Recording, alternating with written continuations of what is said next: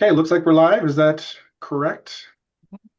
Okay, welcome everybody, and thank you for joining. I'll call this virtual special council meeting with the Islands Trust Executive Committee of Wednesday, April 1st, 2026 to order, and begin by acknowledging with gratitude that we live and work on the traditional unceded territory of the Squamish, whose people have been stewards of these lands and waters surrounding Niklaywham, Bowen Island. I'll draw everyone's attention to the agenda. First item on the agenda is approval. The recommendation is that council approve the agenda and late items for the April 1st, 2026 special council meeting. I'll look to our deputy corporate officer for the introduction of any late items. I have no late items. No late items. And with that, I'll look for a motion to approve the agenda, please.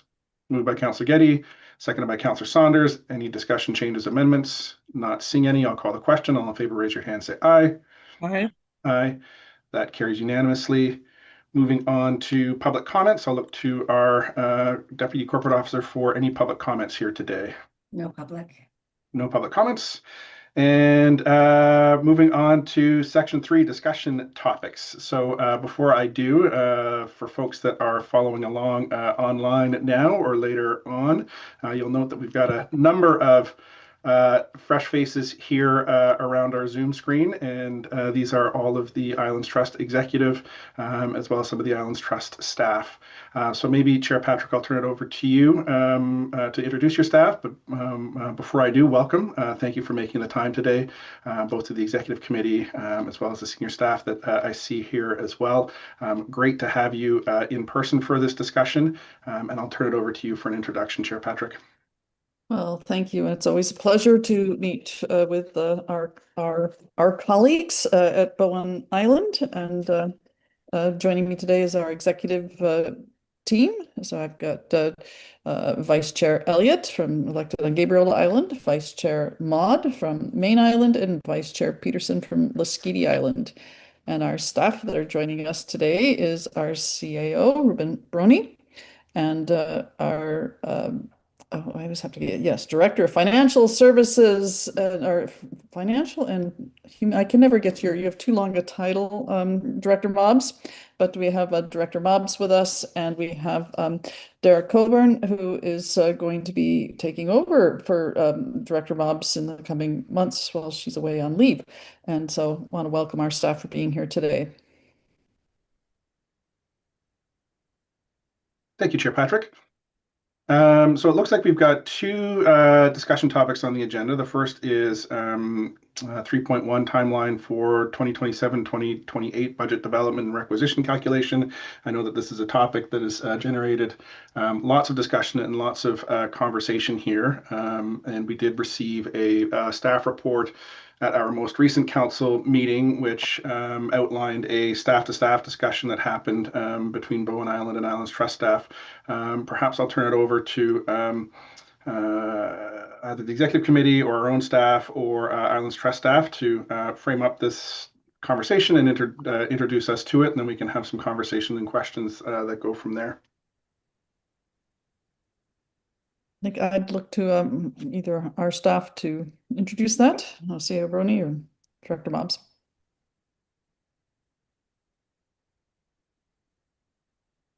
Yeah, sort of through the chair, maybe I'll just jump in. I think this was an item that was added to the agenda at Bowen's request, but I think in further to the mayor's comments, yes, staff at a recent meeting, I think it was March the 4th, where we talked about process in response to the request from Bowen Council to undertake a review of the allocation formula as to inform our budget process at Islands Trust for next cycle. And so we've committed to doing that.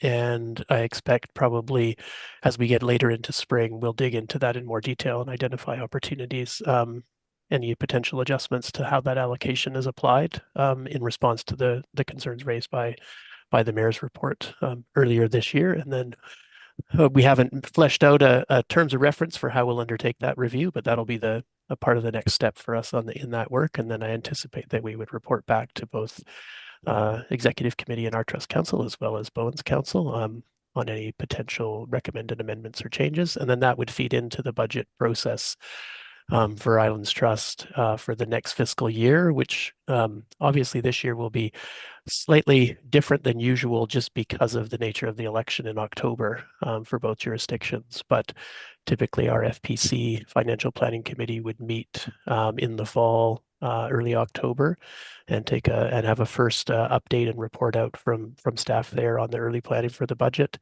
And then we bring forward a draft budget to Trust Council in December. That would happen with the new Trust Council at their Trust Council meeting in December. And then following that, as set out in the policies, we provide the information to Bowen on the projected levy based on that draft budget, and then we're happy to meet with staff and/or Bowen Council following that to discuss any questions and answer any questions or concerns, and then that would provide the opportunity for Bowen to provide their feedback by end of February to inform the final budget deliberations for Council in March. So that's the general timeline that we're looking at. But I expect our next conversation, I think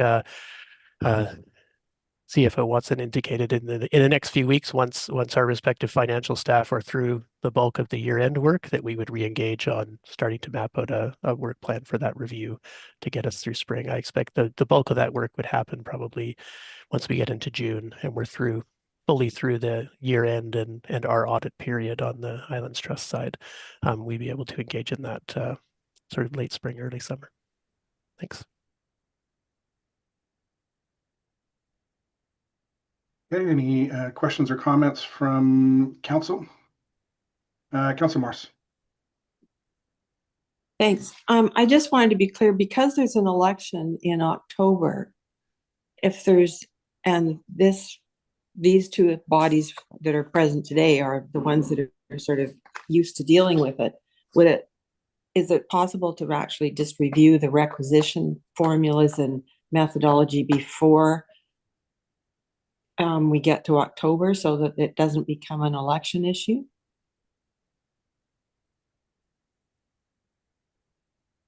CEO Brownie. Yeah, thank you, Chair. Yeah, that would be the intention, would be that we would do that work, as I say, sort of late spring, early summer, and I think both parties would be aiming to bring forward any potential amendments or changes to how the allocation is going to be applied well in advance of the election. For us at Trust Council, we'd want to have that report out to our Trust Council by their September meeting. And I would expect the work would be completed before then, and so maybe the opportunity to bring that to Bowen Council before that date as well. But for us, we would definitely want to bring something forward for the awareness of Council at their September meeting. Okay. Thank you. Councillor Fast. Yeah, thank you. I just wanted to flag that I've been, as chair of Financial Planning Committee for Islands Trust, I've been looking at the couple of policies that guide the seasonal budget cycle.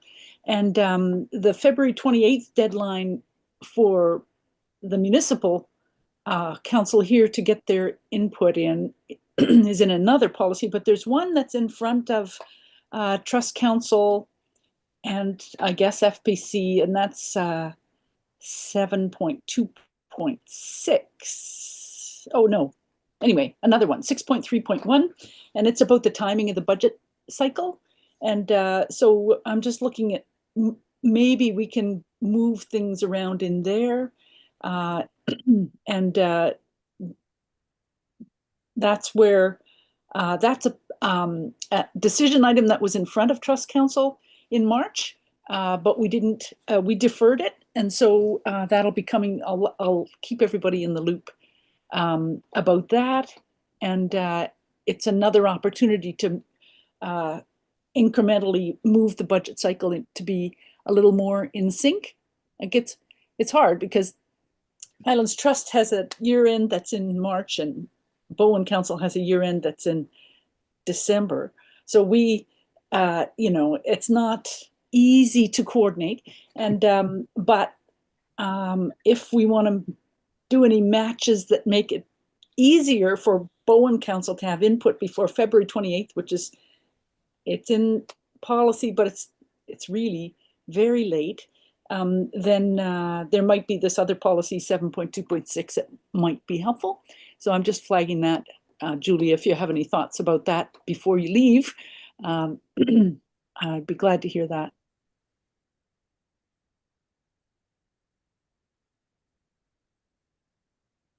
Yeah, I'll look to Director Mobbs, and then we'll go to Councillor Getty. Sure, thanks, Mayor. I wasn't sure if we were looking for a response right away. So the policy that Councillor Fast is referring to is Trust Council's budget process policy. So it does set up the timelines for trust bodies to be meeting and discussing their needs for the next fiscal year, when all those are expected to be returned to the Financial Planning Committee for their review of the budget, and then how that travels from Financial Planning Committee through Trust Council from October to eventually approval in March.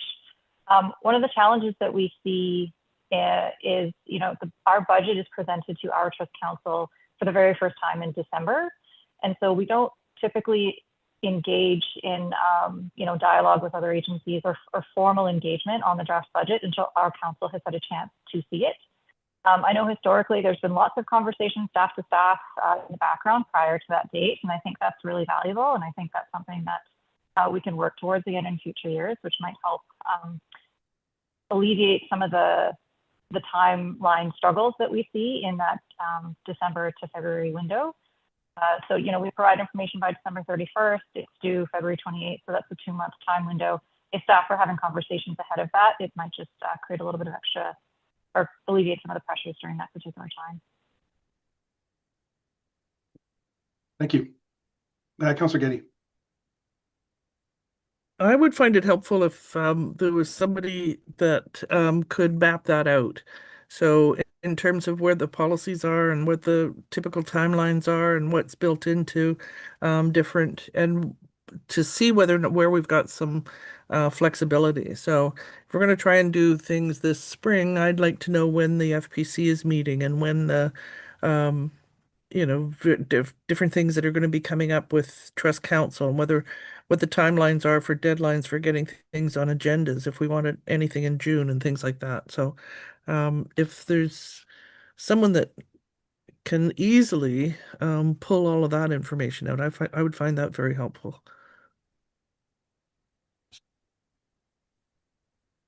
CAO Browning, I see your hand up. Thank you, Mayor. Yeah, I think that's something that we could do, Trustee Getty, and I think that could even be something that we look at as part of our report out on the review of the allocation as well, just to map out kind of the timelines around the budget process and how that intersects with our engagement with Bowen as well. The other piece that I would note in there, and again, this year will be less likely, but under normal circumstances, I believe historically we typically have one of these joint meetings also in the fall. And so, I know we had one scheduled last October that ended up not proceeding, but I think in a normal cycle, if that meeting was to be scheduled after that first FPC meeting, that would be an opportunity. As Director Mobb said, we're not in a position to present a full draft budget, but we could at least use that meeting as an opportunity to brief Bowen Council on the outcome of that initial FPC meeting, and give you a sense of where things are going and how things might be shaping up in those early stages as well. So I think as an early engagement around the budget process, that would be an option for us as well in a normal cycle. Thank you. Thank you. Some comments from here. So I do think that we should look at our protocol agreement as well as some of the underlying policies to get some of those meetings set out. So the protocol bylaw from the trust does state that we should be meeting in October every year, and I think that could alleviate some of the collaborative challenges that we are starting to run into, particularly around the budget process.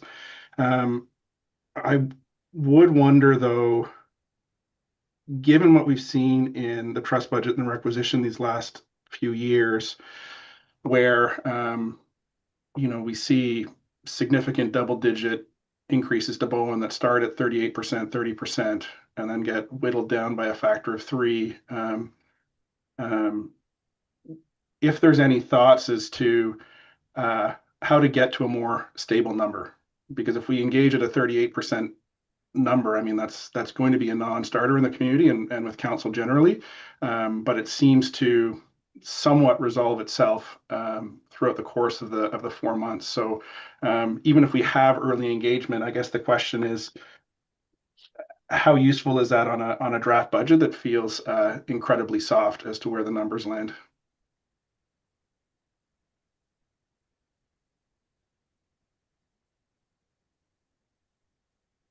Director Mons.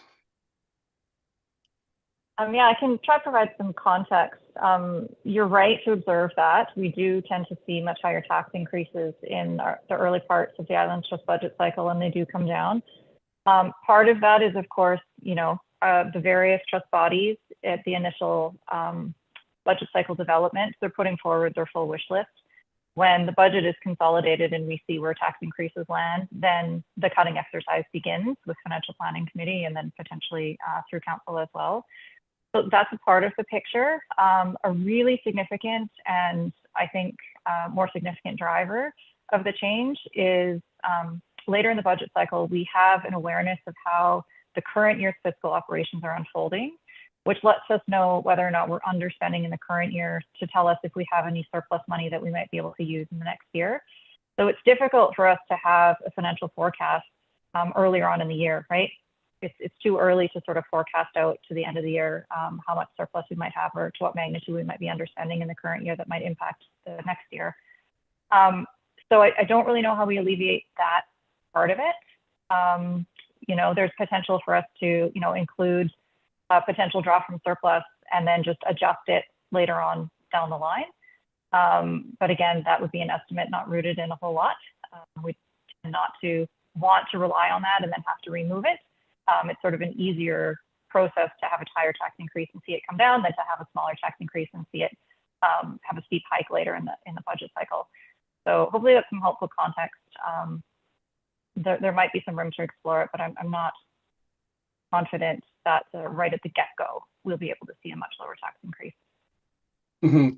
Well, and I suppose the concern isn't so much that that it's a much lower tax increase, but there's at least some consistency throughout the budget process. It is unusual, I would offer, for a local government body or even a formal local government like a regional district or a municipality to put a 30 to 40% tax increase in the window at the outset and then have it come down incredibly significantly. So that might be a governance and policy question for the trust generally in terms of a budget process. The other questions I have is, and just picking up on a thread that Councillor Fast mentioned, I think this is the first year in this term where council directed something formal for the February 28th budget feedback deadline. And it does feel late. So the messaging that I received from multiple channels was that, thank you for the feedback. Not a lot that we can do at this point. We're going into a trust council meeting in under 2 weeks. And as a result, there's not a lot that can change. So I do appreciate the commitment that we're going to be, or that seemingly we'll be looking at some of these policy pieces and some of these budget pieces earlier. But I think there is a challenge with policy 7.2.6 as it's written, in that even if we get feedback in, and we need to sort of wait to the last minute to get a sense of what the final number is, and then we submit feedback and it goes into trust council, appears presumably on correspondence with half a dozen other items and a 10-minute section of the agenda, isn't presented to trust council in any fulsome way, whether feedback from the municipality and municipal council is really sort of an engagement exercise generally. And so within the engagement process, I think there's more time to provide that engagement, although this might be an executive committee question. From the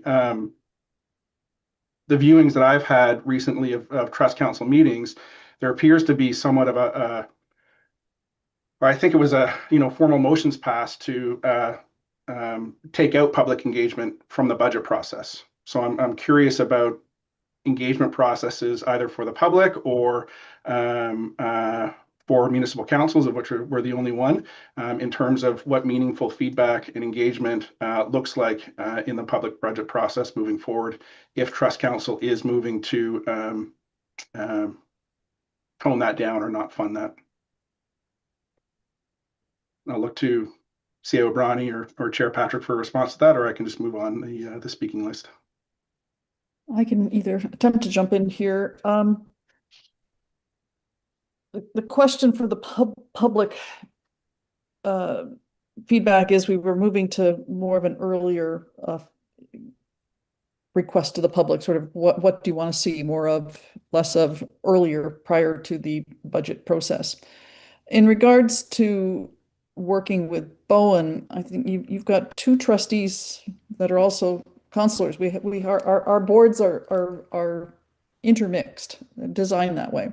And I think that's an opportunity to look at as well, as how to work with the two trustees that are at our table and your table. How can this be brought together in a very unique way that's not just treating Bowen? You're not the public, we are together.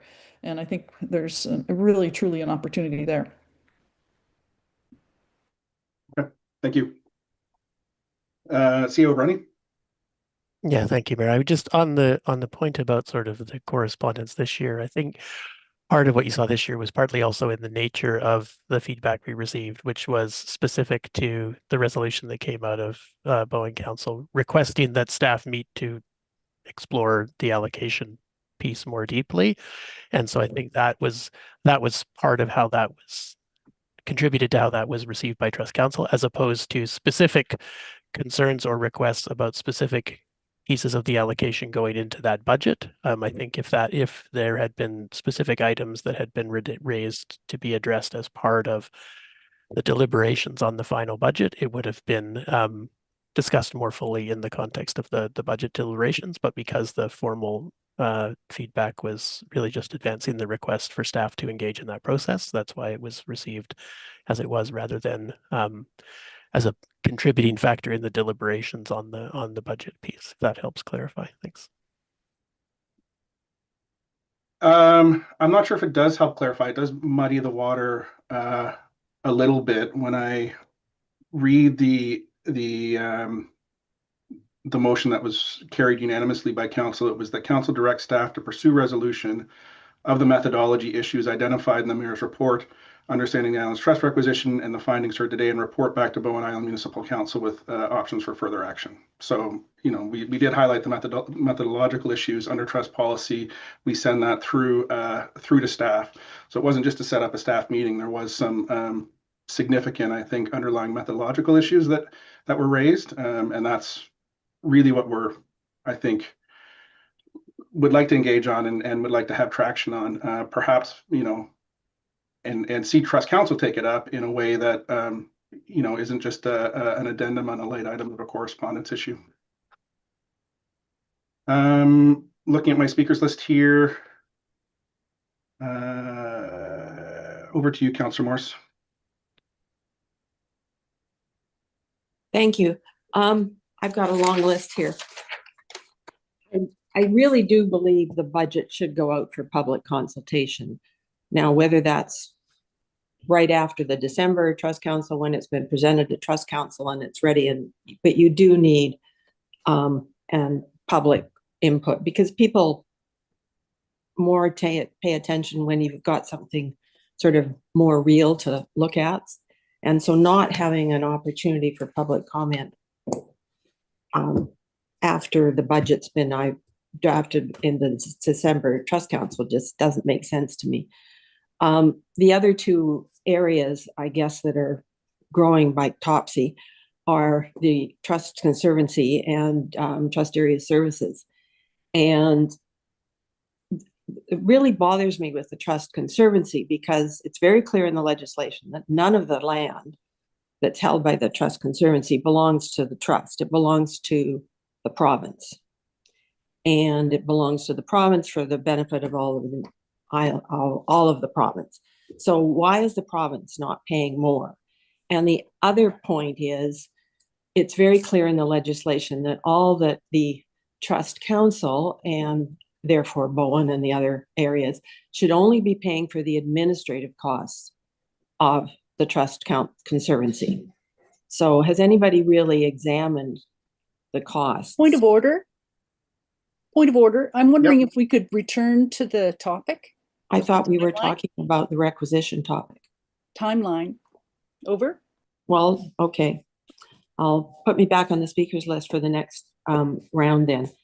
No, I don't see that out of order. We are talking about the budget process and timeline, and the Conservancy is part of it. So I'll let you continue, Councillor Morris. Okay, so as far as timeline is concerned, I think in part of this looking, we need to examine the costs of the Trust Conservancy.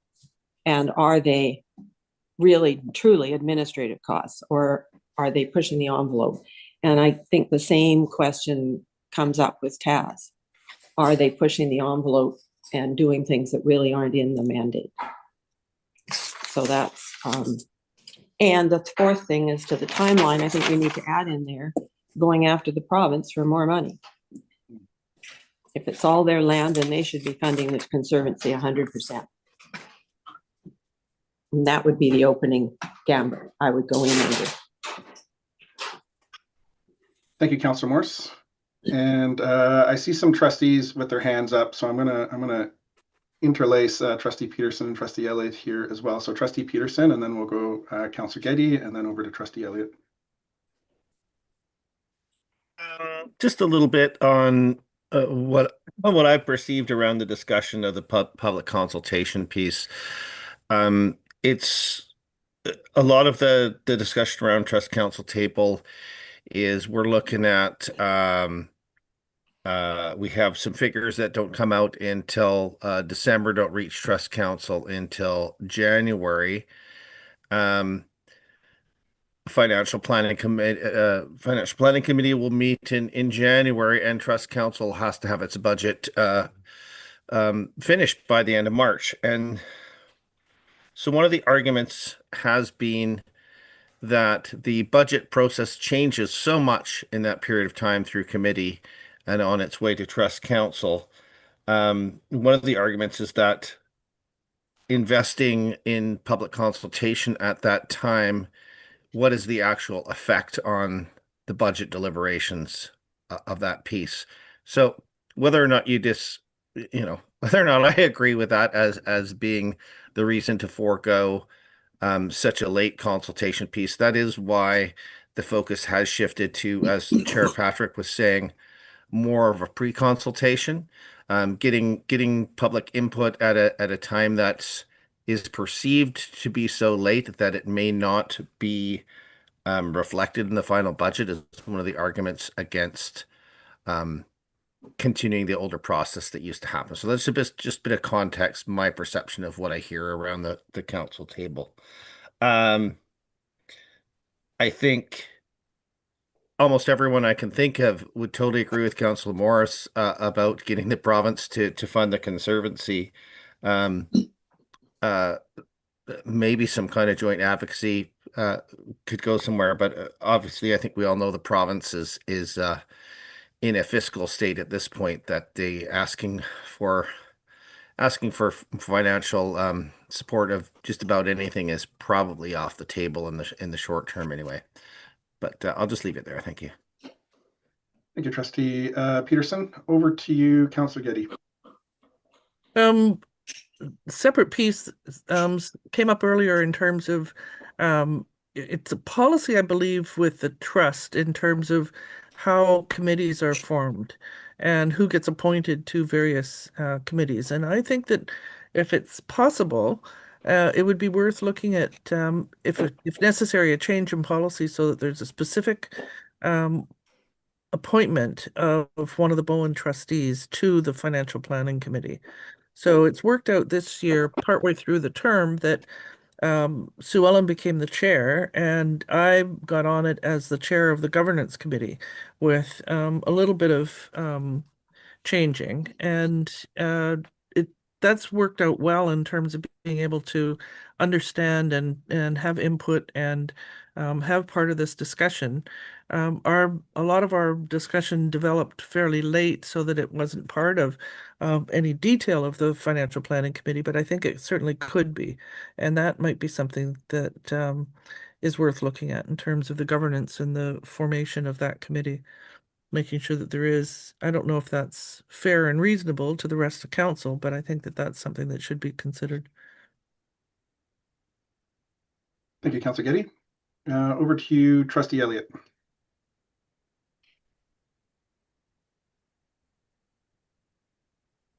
Apologies. Hi. So on the Conservancy's growing operations issue and sort of hitting the capacity wall, as I've been calling it, of taxpayers funding the provincial mandate, I think we do need some conversation. Maybe that's a topic for a joint discussion with Bowen Island. The Conservancy board, which I sit on, is very sensitive to the fact that its growing operations and its success means increased taxation, and that is currently the only way that it's funded, although there has been a portion of the $150,000 grant that the province contributed to Islands Trust operations in terms of for First Nations engagement. Some of that has been allocated to Conservancy's not operations, but engagement. But there is a growing challenge. I've written about it recently. I'll share that with members of Bowen Island Council. I'm calling it the conservation paradox, when success is our greatest hindrance. You can only grow to the limit of your resources. And if your resources are only taxation, there's going to be a limit, and that friction with taxpayers will be felt.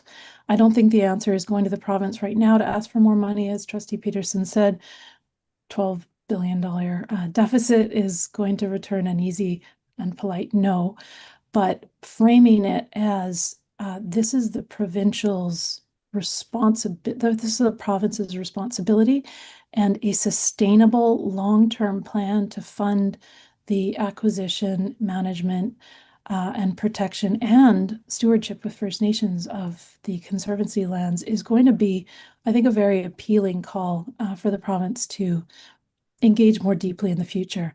Right now, we're working on the 5-year plan, and I'm sorry, I'll wrap up right here. That's a statutory obligation.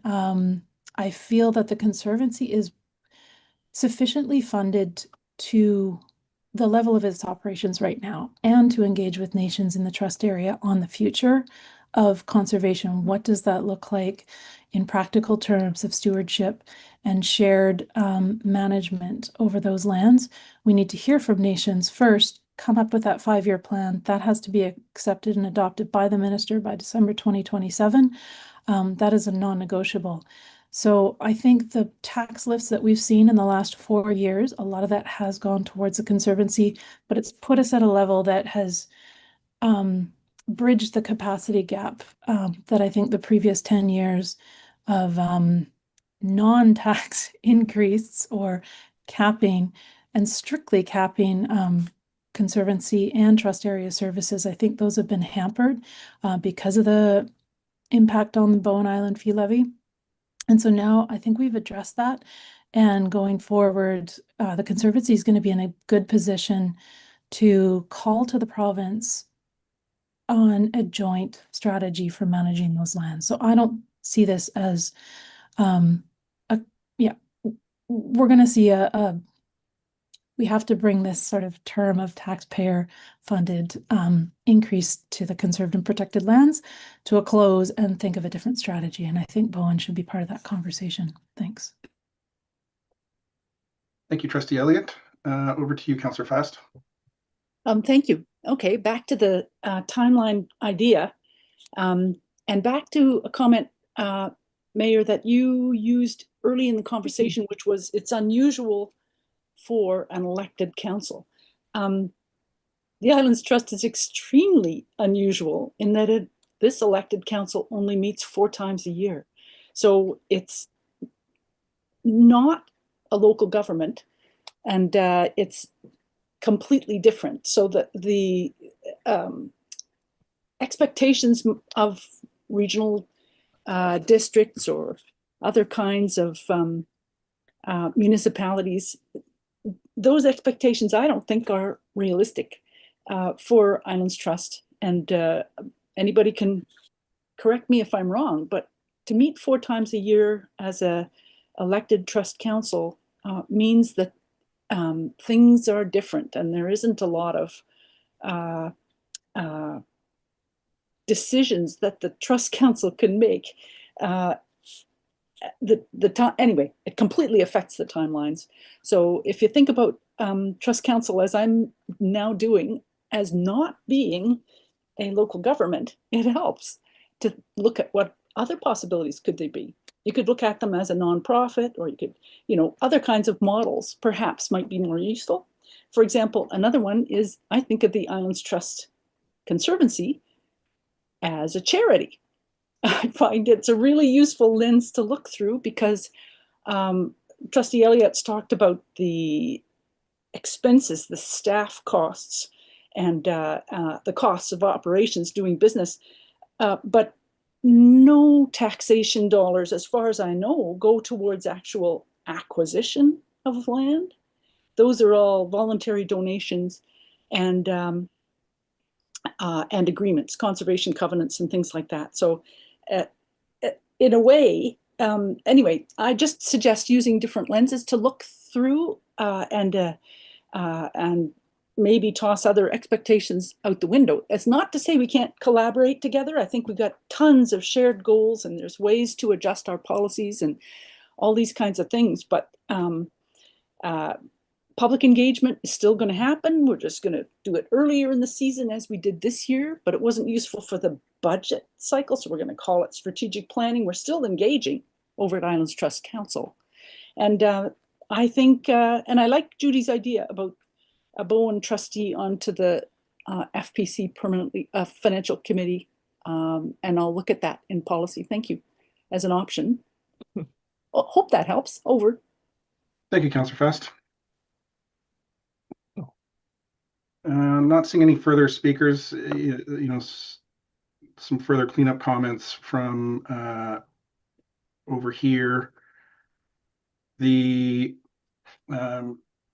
in response to Councillor Fast, so the Islands Trust isn't a municipality; they're not a regional district. Sure, the province does relate to them, and my understanding is legally they're considered a local government body, which is a separate definition, and it does have the power to levy taxation or send a tax requisition to the minister, who then levies the taxation. So I'm not sure from my seat whether I would agree with the notion that just because the Islands Trust meets 4 times a year that a budget can't go out to consultation for the public. And the broader point that I think I made at the start is that it's difficult even to engage in a budget that starts, for Bowen Island at least, that doesn't have that local planning share, that starts at 38% and then whittles its way down to 12% every year.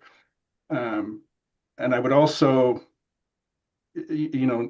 disagree that this is a 1-year catch-up of taxation. I mean, at the end of the day, still, for this current fiscal year, when we look at Bowen's requisition since the start of the term, we're still looking at a 65% cumulative levy, which is a rate of growth which is incredibly high. And we have another municipal entity that Bowen pays into, like TransLink, that doesn't levy that kind of growth over the course of a term. We don't see it from Metro Vancouver, and I think that's part of the concern from this seat, at least, is that there's a rate of growth here that feels unsustainable. And when we tease apart that rate of growth, and for those that saw the delegation presentation on February 23rd, it's not the highest rate of growth isn't the Conservancy, it's administration. So the rate of growth of administration from fiscal year 2022-23 to 26-27 is 54%.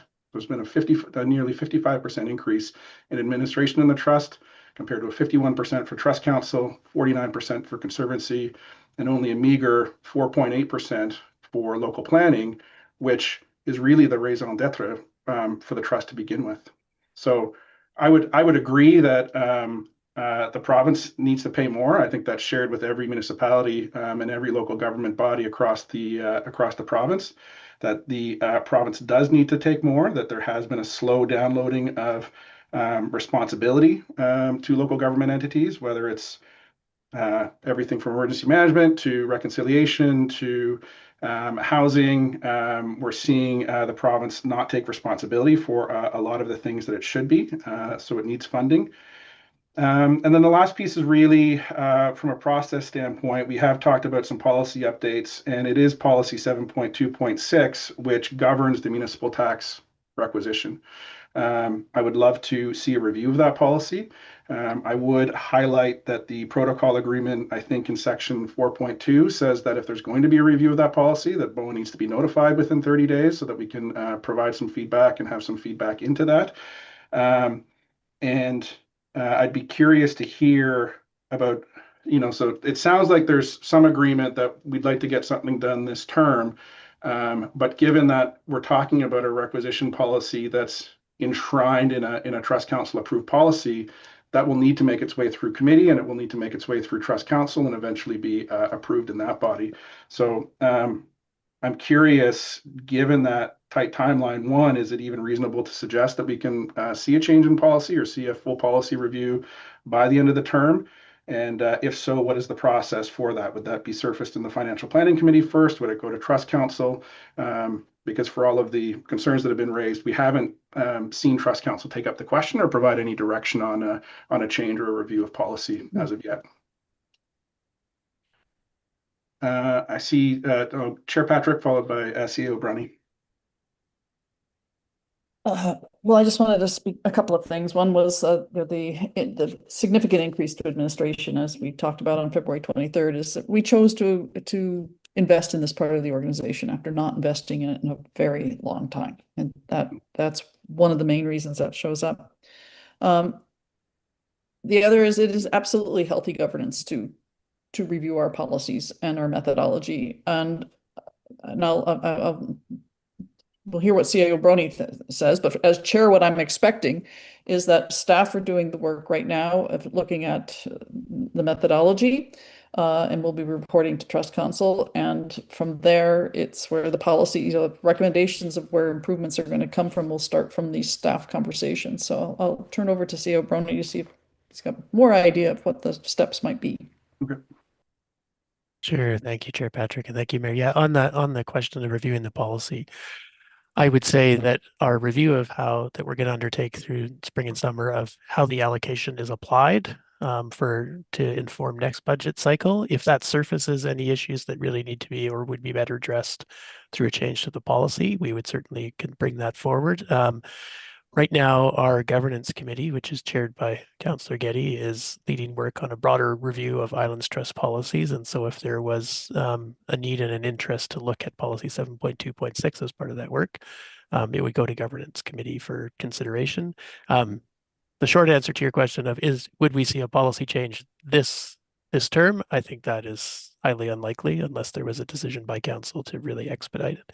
But we could certainly bring any recommendations forward to governance committee, and then that would carry forward to the new council to consider potential revisions to policy that would longer term change how we manage the allocation. But I think there are potential windows within just how the allocation is applied, as you have raised in your report, Mayor, that we can look at to address the more immediate concerns. And then if there's a need for policy change to kind of enshrine or address some of those longer term, that can be something that's looked at, but it would be a next term decision. Thank you. Councillor Getty. Okay, so then add the timeline. April the 29th is a governance committee meeting. So if we're going to get something on the agenda, I don't think we've got another meeting for a while after that. So not until July 15th. So that might be a heads up if we can add that to the timeline.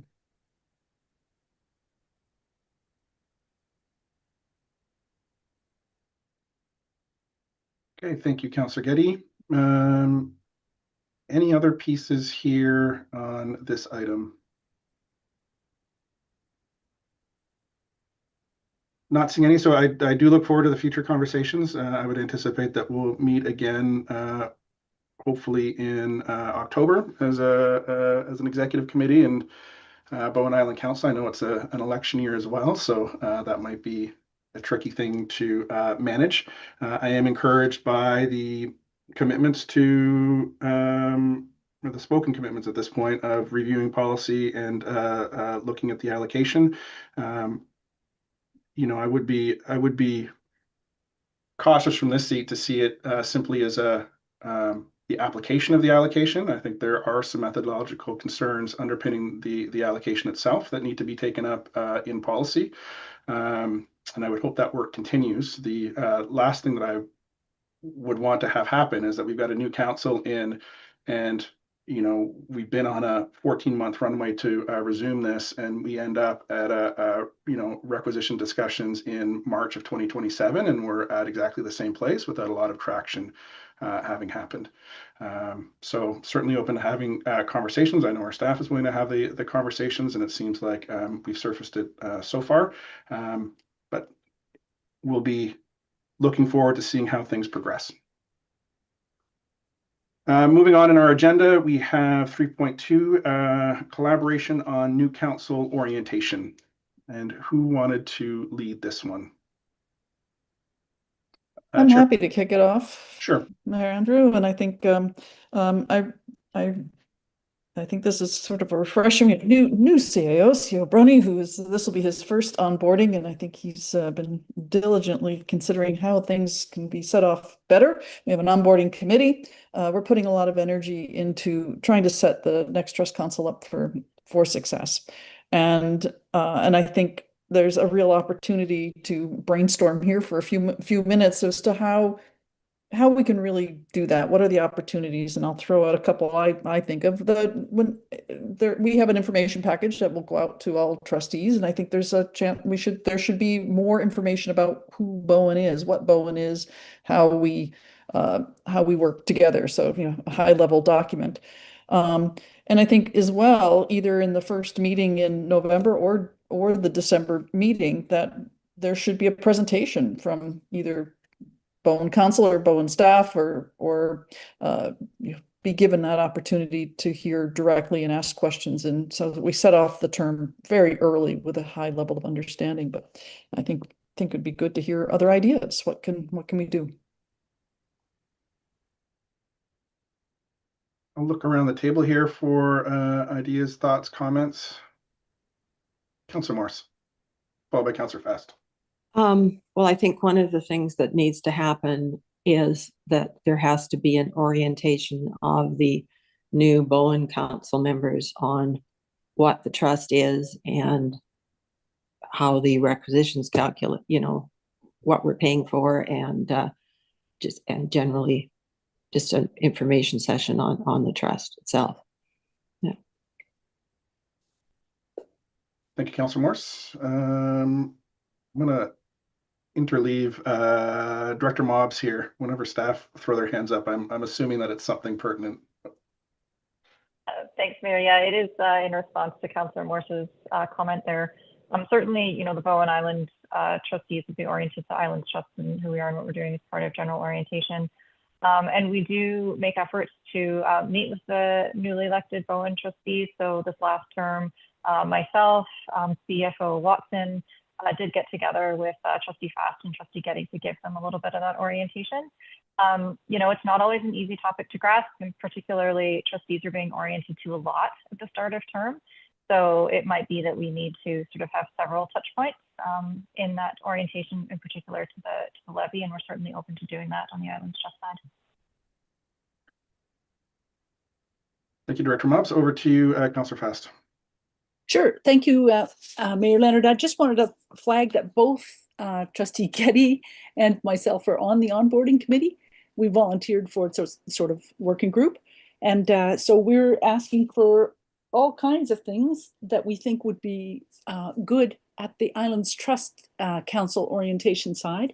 And on the Bowen side, I think, you know, Councillor Morse might want to get right into the levy when a new council is coming in, but what I would like to know from Bowen Island Council is how much more of this would you like to have known as a new Bowen Island municipal councillor? And maybe we can discuss this at a upcoming Bowen Council meeting rather than right here. But one of the things I've got on my list is what else could we as Bowen Island municipality ask for from the Islands Trust? Because I know we've had presentations in the past about trust area services and how we're involved in that. And but when an issue comes up, sometimes we can think of it, like when we had the BC Timber Sales planning to come to Bowen to do some logging back in 2017. At that point, we did ask Islands Trust for help, and staff jumped in and were very helpful. And there's a few things like that have come in. And of course, with the Cape Roger Curtis one, that went through the regular channels, and executive committee looked at the trust policy statement and decided, no, this is not compatible with the Islands Trust policy statement, the Metro Vancouver camping proposal. So I think there's some things that we have asked for, but there's other things that have to do with freshwater and mapping, and I would like to have a clearer idea. Here I am, having been a trustee all these years, and I still don't know exactly. Is this something Bowen can participate in? Is this something? It's way better now because Director Mobbs has put down columns and check marks in the financial statements and things like that. It's much clearer. But for an incoming Bowen council, I think it might be helpful to have that topic on the list. What will Bowen get automatically from Islands Trust, and what could we ask for in addition, or when can we ask? Thank you. Thank you, Councillor Fast. Over to you, Councillor Getty. I think there might be, and it'd be worth keeping track of some things that we do for orientation, both at the Bowen Council level and at the Trust Council level, that might be overlapped or might be repetitive. And particularly if they're Zoom meetings, whether or not, I'd be interested whether or not we can share those kinds of sessions. So, open meetings and the ombudsperson's report, and possibly even some I can think of some uncontroversial legal opinions and training, possibly Alimina, those kinds of information, basic functions.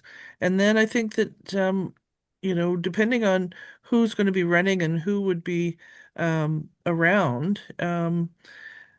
I mean, I've got this fantasy in my head that I would show up at the November meeting in Victoria and stage some bad council meeting behavior kind of thing, and just play with that a little bit in terms of role playing. Julie, you'd come back to watch that for sure. But we could play with it in terms of what is the kind of information that people need, to handle points of order, and all of the time lag in between and the details. So if there's overlap and some crossover, it would be interesting to know whether or not we could share some of that time and expertise. So. Thank you, Councillor Getty. Back over to you, Councillor Morse. I'm not sure if Julia totally understood my comment. Basically, I'm just saying we need a proper orientation to Bowen Island Council members on what the Islands Trust is, what the different divisions are, departments are, the history of the trust, when it was formed, and the provincial. I've actually got a little report from the province, from the orders of the day, that talks about that. And so just that kind of history. So that's what I meant by getting at, and just a mention that Bowen only pays for part of the cost of the trust. You don't have to get into the detail. That's a different time frame. Thank you. Thank you, Councillor Morse. Yeah, I would agree with most of it. I think we should have a fulsome orientation to Bowen's council as in our relationship to the trust, as well as the other local government bodies generally, like Metro Vancouver and TransLink. The both from a program and services side as well as a financial side. I think those are the two sides of the coin that are being wrestled with right now in terms of the cost benefit piece of it. And I would agree with Councillor Fast is that I think we should use that, and I'm just using on strategy and open meeting with the trust here to figure out what we can ask for, because I don't think we know it. I had a great conversation with Bob Turner a little while ago on this, and he really expressed some of the same sentiments, is that we haven't been super clear on what we want or what we can ask for. And I think part of that flips into the fact of being the only municipality in the trust. So, and that's something that I would offer that I think is a piece that Trust Council should be oriented towards, because I've had conversations with trustees who sort of see us sometimes, I think, as like a rogue local trust committee when we're not. I mean, we do the planning function, but we also do so much else. We do public works and infrastructure and our own reconciliation work, our own official community planning, our own recreation services, roads, water, like all of that stuff happens here. So there is a much broader scope of practice that we have that I think if it was understood well and understood properly, could be leveraged across the trust in ways that, when trustees are interacting with regional districts or electoral area members or things like that with their political counterparts, that might be helpful. Councillor Morse, do you still have your hand up, or is that hand down? Sorry, I forgot to take it down. Trustee Elliott. Thank you, Chair. I think that's a really good observation that we need information going both ways. There is so much that's publicly available, but what does Bowen Island Municipality, what does that look like in the context of the Islands Trust ecosystem? And what is Islands Trust and the programs and services that Bowen uses or makes use of? What does that mean to Bowen Island? I think there needs to be communication that goes both ways. For instance, I was surprised to learn some of your council members weren't aware of the NAPTEP program, which is, a substantial part of how we preserve and protect and could be a big advantage to residents of Bowen. And so I think some of those bigger pieces could be better communicated, and perhaps we could come up with a list of what each body sees as the most important parts that should be communicated to the other body, and then we could use the orientation processes for both councils to sort of share information at that time, just when everybody's getting the fire hose of orientation for local government generally, but what is specific and unique about Bowen and Islands Trust and our relationship. That would be a good idea. Right. CEO Browning. Thank you, Mayor. Yeah, it's just some good suggestions here, and I will I'll certainly offer to work with my colleague CAO Dillon, as I'm sure he's quickly getting immersed in his own preparations for orientation and onboarding of the next BIM Council as well. And so as we go through those processes, I'm sure we can look at opportunities where how we can do some of that cross-pollination, and where there's that opportunity.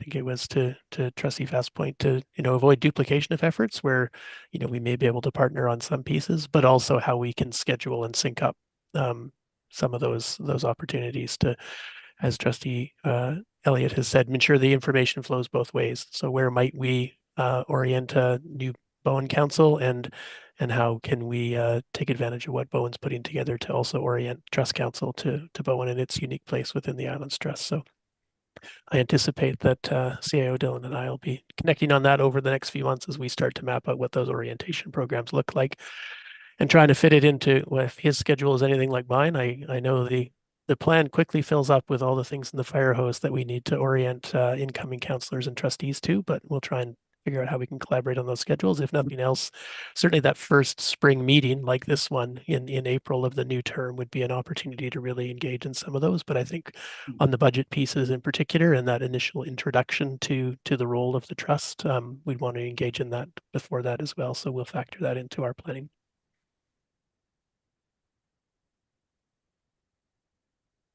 Okay, any last questions, comments, musings, wonderings, factoids, pontifications? I don't have any more synonyms. Okay, we'll wrap it up to close. I see an information item on 4.1. Unless there's any objection, we'll receive that by unanimous consent. Not seeing any objection, that's carried by unanimous consent. And moving on to adjournment. Motion to adjourn, moved by Councillor Getty, seconded by Councillor Saunders. All in favor, raise your hand, say aye. Aye. Aye. Any opposed? I didn't see Councillor Morris's hand up. I don't know if she wants to stay longer. Okay. So that carries unanimously. We are adjourned. Thank you, everybody, for being on the call today. Thank you to our partners and collaborators at the Islands Trust for your time today. It's genuinely appreciated as we work through our shared issues together. Just a note for Bowen Council, we will be starting our closed meeting at 2:30. So we've pushed it up by 25 minutes. I want to wish Julia a very happy sabbatical. I don't think I'll have another chance. And thanks for sticking it out, Derek. Oh, a sabbatical. Okay. Yeah. Enjoy. Or leave, whatever we're calling it. Holiday.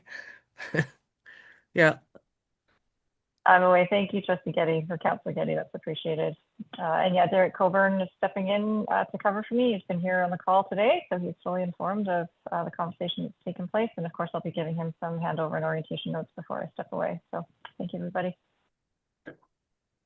Thank you. And with that, I will call this meeting closed. And council, we will return at 2:30. Same link. Bye, everybody. Bye.